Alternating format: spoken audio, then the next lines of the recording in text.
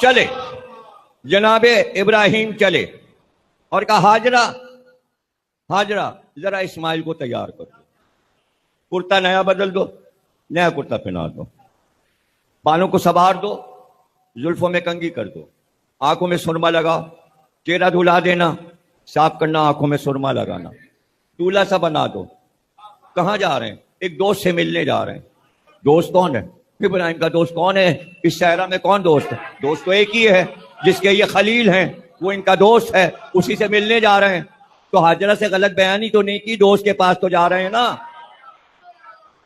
بھائی یہ جملہ بھولیے گا نہیں کہ ابراہیم نے کہا زوجہ سے کہ دوست سے ملنے جا رہا ہوں تو بیٹے کو لے جا رہا ہوں، جملہ بھولیں گے تو نہیں۔ جب علی اصغر نے جھولے سے اپنے کو گرایا تو حسین نے کہا لاؤ میں ان کا ارادہ سمجھ گیا، تو علی اصغر کو حسین کس سے ملانے لے جا؟ ماں کو معلوم تھا، ماں ہاجرہ کو نہیں پتا تھا، نہیں پتا۔ رباب کو پتا تھا حسین کا دوست کون ہے، لیکن ہاجرہ کو نہیں پتا تھا کہ ابراہیم کا دوست کون۔ سلامت رہو، سلامت رہو۔ بچے کو تیار کر دو۔ یہاں رباب نے بھی بچے کو تیار کیا۔ ٹھہریے ذرا میں علی اصغر کو سجا دوں، علی اصغر کو سجا دوں۔ ایک رومال لیا، علی اصغر کی کمر باندھی جیسے سپاہی بناتے ہیں، دوسرا رومال لیا لے کر ماتھے پہ باندھا، گویا آپ نے امامہ باندھ دیا، مجاہد کو تیار کیا۔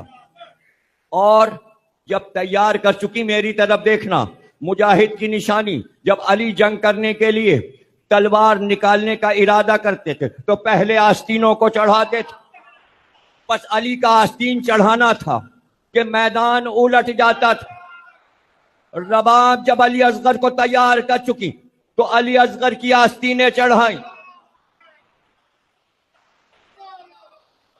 میر انیس کا سلام پڑھیا، حسین نے الٹ دیا علی اصغر کی آستینوں کو، بنا کے شکل مجاہد کی لے چلے حسین۔ ایک ایک شعر لاجواب، اس لیے یہ سارے اشعار سنا کیجئے، اس میں بڑے راگ انیس و دبیر کے اشعار۔ مجاہد بنا دیا علی اصغر کو، مجاہد تیار کیا، اور پھر ایک اجلی سی ردا ڈال دی اور کہا لے جائیے، دھوپ بہت تیز ہے، میرا پھول کملا نہ جائے۔ چاہتی یہ ہیں کہ جس کی بارگاہ میں یہ پھول چڑھایا جائے گا اس سے پہلے کملائے نہ، پھول تازہ رہے، پھول تازہ رہے۔ ابراہیم نے بھی کہا ہے ایسا بنا دو کہ اسماعیل دولہا لگیں، سجا کے لے جا رہے ہیں اس کی بارگاہ میں اپنا پھول پیش کرنے ابراہیم۔ لیکن جب یہ سوال کیا ذرا ایک رسی دے دو، رسی لا کے رکھ دیا حاجرہ نے، کہ چھری دے دو۔ اب سوال کیا کہ چھری کیا کریں گے آپ، چھری کیوں لے جا رہے ہیں؟ کہ شکار کا بھی ارادہ ہے، راستہ شکار کروں گا، رسی سے شکار کو باندھوں گا اور چھری سے حلال کروں گا۔ حاجرہ مطمئن ہوگا، فرما بردار زوجہ، توحید کا گھرانہ ہے نا، اللہ نے اہل بیت کہا ہے نا حاجرہ، کیا کہنا بی بی کا، کیا تعریف ہو جناب حاجرہ۔ پھر کوئی سوال نہیں کیا، باپ اور بیٹے چلے، واقعہ ہو گیا۔ اب یہ میں مینا میں پڑھ رہا ہوں، واپس آئے،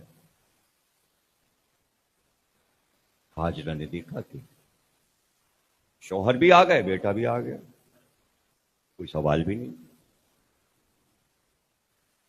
2-3 دن کے بعد حاجرہ بی بی نے کہا اسماعیل کئی دن ہو گئے تمہارا کرتا جب میں نے بدلا تھا، آؤ آج نیا پہنا دوں، آؤ تمہارا کرتا بدل دوں، بس تقریر یہاں پہ ختم ہو رہی، آؤ کرتا بدل۔ کرتا پہنایا, بٹن لگانا شروع کیا. بٹن تکما, بٹن انگریزی میں کہتے ہیں سمجھانے کے لیے, تکمے لگانے لگی. جب آخری تکما گلے والا لگانے لگی تو نظر پڑی یہاں ایک لال نشان ہے, سرخ رنگ کا نشان. بس جیسے ہی نشان دیکھا, مڑ کر کہا میرے والی, میرے وارث, یہ میرے بیٹے کے گلے پہ نشان تو نہیں, یہ نشان کیسا ہے؟ آپ ابراہیم بیٹھ گئے اور پورا قصہ سنا کہ ہم نے خواب دیکھا تھا, اللہ نے تمہارے بیٹے کی قربانی مانگی کہ اس کو قربان کرو. ہم مینا میں انہیں لے گئے, ہم نے ان کو پتھر پہ لٹا دیا. وہ چھری جو تم سے مانگ کر لے گئے تھے وہ ہم نے ان کے گلے پہ رکھی, آنکھوں پہ ہم نے پٹی باندھ لی تھی. رسی جو ہم تم سے لے گئے تھے اس سے ہم نے ان کے پیر اور ہاتھ باندھے تھے تاکہ چھری چلانے میں یہ جب تڑپیں تو میرے ہاتھوں کو یہ محسوس نہ ہو کہ بچہ تڑپ رہا ہے, اس لیے میں نے بچے کے ہاتھ پیر رسی سے باندھ دیے اور آنکھوں پہ پٹی باندھ لی تھی کہ میں بچے کو ذبح کرتے نہ دیکھوں. میں نے یہ چھری رکھ کر ان کے گلے پہ چلائی, چونکہ میں نے کافی دیر چھری چلائی اس لیے یہ نشان چھری کا گلے پہ پڑ گئے. پورا واقعہ ہاجرہ بی بی نے سن لیا اور اس کے بعد کہا میرے والی, اگر یہ چھری چل جاتی تو کیا ہو؟ بس یہ کہہ کے جو آنسو ٹپکے, بیٹا زندہ ہے, بیٹا سلامت ہے. اب راتوں دن جو رونا شروع کیا تو بستر سے لگ گئی. جب بستر سے لگ گئی تو پھر اٹھی نہیں, بس بستر پہ لیٹی رہتی, اور جب اٹھتی تو بس چیخ کے کہتی, ایک چیخ مارتی, ارے چھری چل جاتی تو کیا ہوتا, ارے میرے لال کے گلے پہ چھری چل جاتی تو کیا ہوتا. 17 دن یہی کلمہ دہرایا کہ اگر چھری چل جاتی تو کیا ہوتا. 17 دن گزرے تھے کہ انتقال کیا اسی صدمے میں کہ چھری چل جاتی تو کیا ہوتا. بیٹے نے, شوہر نے مل کر ہاجرہ بی بی کو دفن کر دیا, لیکن اسی کعبے میں یہ یادگار رہ گئی کہ ایک ماں تڑپ تڑپ کر یہ کہہ کر مر گئی کہ اگر چھری چل جاتی تو کیا ہوتا. ایک ماں وہ تھی کہ حسین آئے, خیمے کے پاس رکے, جتنے بھی لاشیں لائے تھے خیمے پر رک کر انتظار نہیں کرتے تھے, آواز دیتے تھے لاشیں کو لے جاؤ. لیکن جب ششماہے کو لے کر آئے تو ٹھہرے اور 7 بار پیچھے ہٹے, 7 بار آگے بڑھے. رضن بقضائے تسلیما لامر, پروردگار تیری رضا پر, تیری تسلیم پر حسین سر کو خم کیے.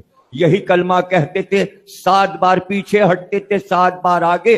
اب یہ سوچ رہے ہیں کیسے خبر دوں, اور ایک بار کمر ہمت باندھ کر آواز دی, ام رباب اپنے لال کو لے جا.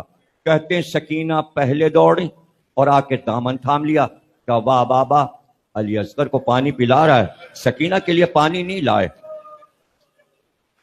اب یہاں پر کچھ پڑھنے کی ضرورت نہیں کہ سکینہ گھبرا کر پیچھے کیسے ہٹ گئی, اس لیے کہ جب حسین نے جواب نہیں دیا تو بچی نے حسین کا چہرہ دیکھا, بچی دہل گئی, اس لیے کہ چہرہ حسین کا وہ نہیں تھا. جب گئے تھے تو چہرہ اور طرح کا تھا. بچی پہچان گئی کہ چہرے پہ جو لالی ہے یہ ابھی تازہ لہو ہے, تو اب کوئی جواب سکینہ کو نہیں چاہیے تھا, پیچھے ہٹ گئی. اور ایک بار رباب آگے بڑھی اور دونوں ہاتھ پھیلا دیے. حسین نے بچے کو رباب کے ہاتھ پہ رکھا اور کہا رباب یہ اللہ کی امانت ہے. میں کون ہوں؟ کہا آپ امام وقت ہیں. کہ میں امام ہوں تمہارا, جو میں حکم دوں گا مانو گی؟ کہ آپ کا حکم سر آنکھوں پر. کہ اللہ کی امانت کو لے کر کھڑی رہو. رباب بچے کو ہاتھ پہ لیے رہی. حسین نے ذوالفقار نکالی نیام سے, گھٹنوں کو زمین پہ رکھا اور قنات کے پاس ایک چھوٹا سا گڑھا بنانا شروع کیا, گویا ششماہے کی قبر کھود رہی تھی. جب قبر تیار ہو گئی اٹھے کہ رباب لاؤ اللہ کی امانت کو ہمیں دے دو. لے کر بچے کو جیسے ہی رکھنے لگے کا چہرہ تو دکھا دیں ان کا آخری بار. بس یہ سننا تھا کہ حسین نے چادر ہٹائی تو رباب نے جو عالم دیکھا تو بس اتنا کہا ارے عرب میں تیری عمر کے بچے بھی ذبح کیے جاتے ہیں. ارے یہ تیر نہیں تھا, یہ تیر تو تجھے ذبح کر گیا. بس اتنا رباب نے کہا اور خاموش ہو گئی. حسین نے قبر میں علی اصغر کو رکھا, مٹی ڈالتے جاتے تھے, روتے جاتے تھے, لیکن ماں خاموش اور ساکت تھی. جب قبر بن کے تیار ہو گئی تو ایک بار جب اٹھے حسین قبر بنا کر تو ایک سوال ماں نے کیا, یہ بتا دیجئے میرے والی آج کی رات علی اصغر ماں کی گود کے بغیر کیسے سوئیں گے؟ کہا رباب جیسے ہی میں نے قبر میں رکھا اماں آئی اور علی اصغر کو اپنی گود میں لے لیا. آج کی رات یہ دادی کی گود میں رہ. بار الہ اس عبادت کو قبول فرما.